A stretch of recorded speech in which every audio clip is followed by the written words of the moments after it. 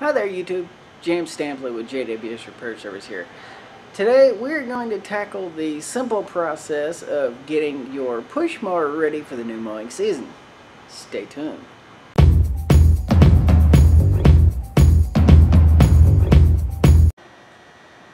So today we have a Honda push mower. It's a newer unit, but it still needs a little bit of maintenance to make sure that it keeps cutting to its full potential. Alright, so the first thing we're going to do is change the air filter in the spark plug. Now, when you go to change your air filter, there are two tabs on the top of the air box. Make sure to push those down when you try to take it off or you'll break them.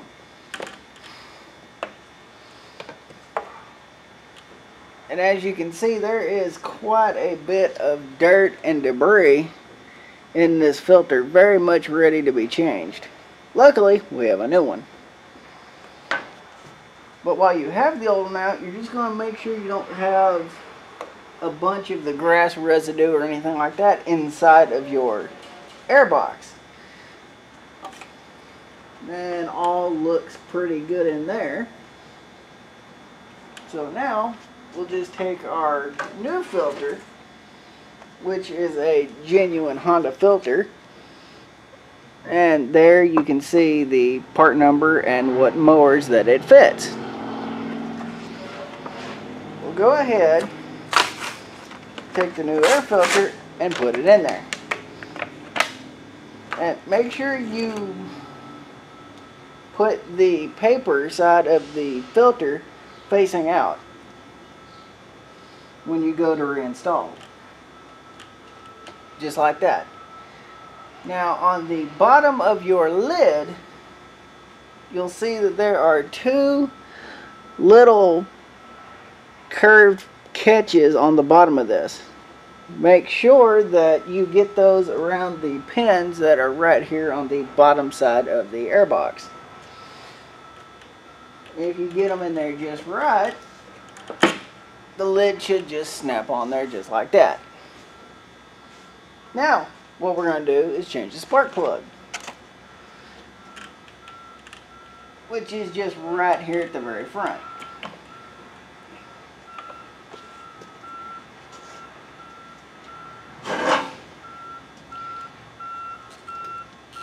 What you're going to need is a 13/16 socket. The one I'm using is a spark plug socket, but just a regular 13/16 chrome socket will do. And you're going to want to just take the spark plug out.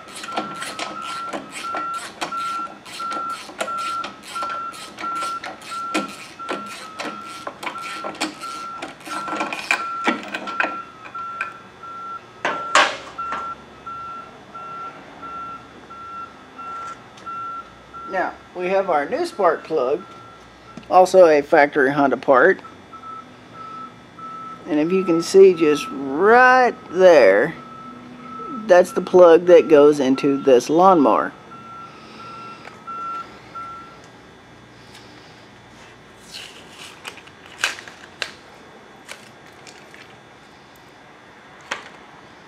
Now, when you're installing this, you're going to want to install it by hand first.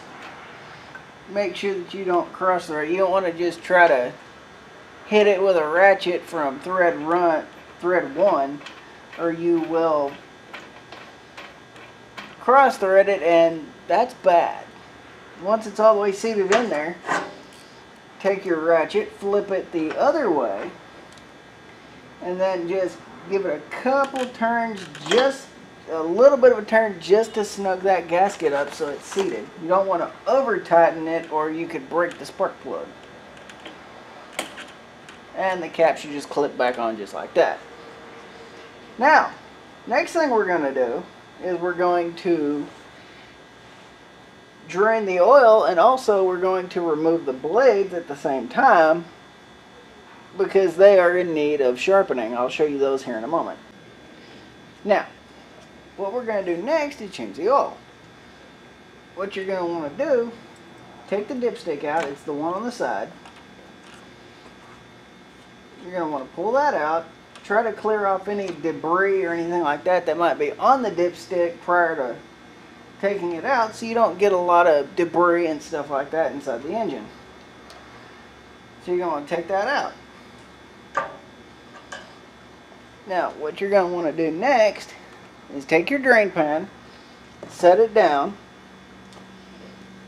This might be hard for you to see, but you're going to want to set it on the bench just like that, or floor if you happen to be doing this without a bench. And then you're going to want to turn the gas off just for making sure that the carburetor does not flood. Now, what you're going to do is very carefully tip the mower up and onto its side until you have the oil going into the drain pan. Which I don't think I'm doing a very good job of.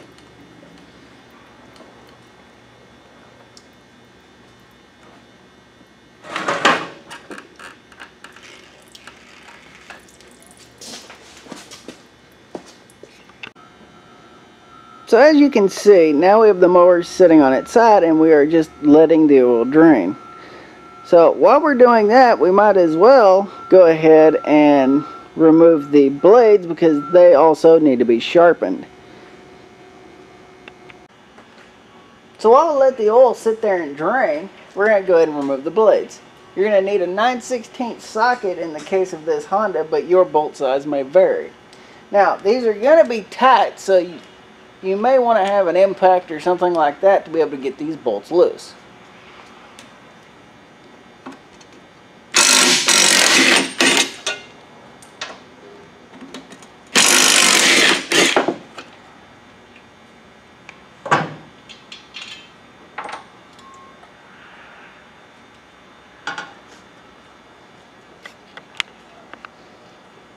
Now that I have the blades off, we can inspect them to see how they look.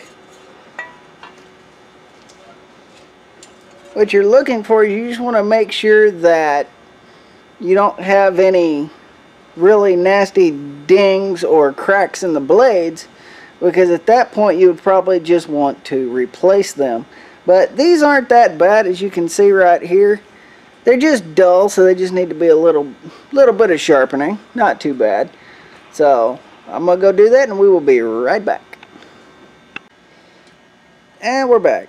And as you can see, after a little bit of grinding, and you do need to be sure to balance the blades, otherwise it causes a horrible vibration. But as you can see, now we have a nice, shiny, crisp, sharp edge on both of these blades. It's very important to keep your blades sharp, otherwise it's not really going to be cutting the grass as much as it's just going to basically beat the grass and bend it over and not really cut it, and it's going to leave lots of long strips and places, and it's usually always in the front yard. But now that those are sharpened, also we can go ahead and put them on. Now be sure to note the orientation of the blades when you put them on. You always need to have the little blade resting on top of the larger blade. You'll notice that the larger blade has these scoops on them. Make sure that those are always pointing up towards the deck of the mower. Then we'll just go ahead and get the bolts back in it and get those tightened up.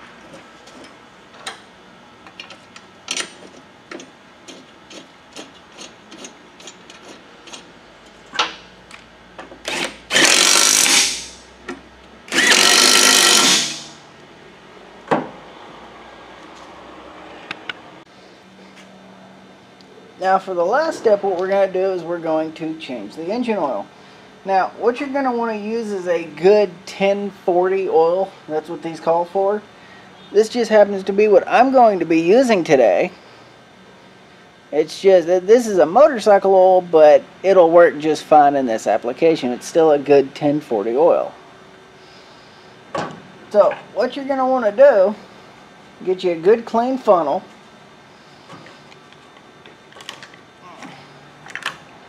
And you're going to want to put about a half a quart in it.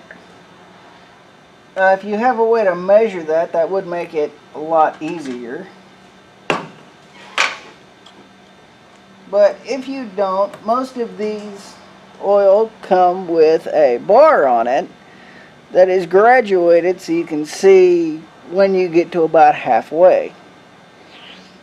So what you're going to want to do is put about 16 ounces in there. And then we'll check the level in it.